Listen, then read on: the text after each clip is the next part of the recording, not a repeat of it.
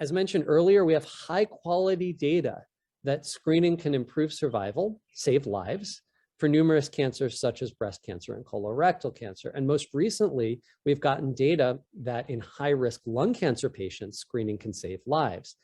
Head and neck cancer and lung cancer, of course, have high biologic relations. So it's relevant to then ask this question in head and neck cancer. The data is not super high quality, but to the extent that it exists, it suggests that there can be an advantage from screening.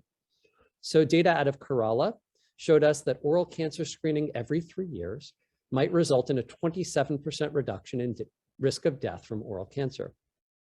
A Cuban study resulted in a stage shift. So cancers were detected less often at higher stages and more often at lower stages, where they tend to be curable and curable with less harm. And a study in Boston found cancer in smokers in 3% of the population. So none of this is proof that cancer screening really helps, but it's important to keep in mind here that the screening is relatively benign, right? So being male, I've never had mammography, but I'm told it's rather uncomfortable. I have had colonoscopy. It's no fun. But here, the screening is really rather benign.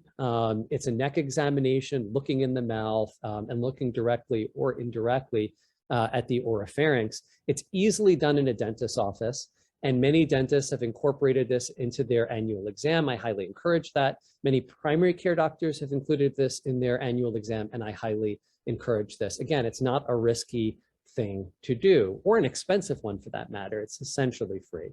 And many cancer centers, including my own, will offer this on an annual basis. We just had ours all of a few weeks ago. Many other cancer centers across the country do this.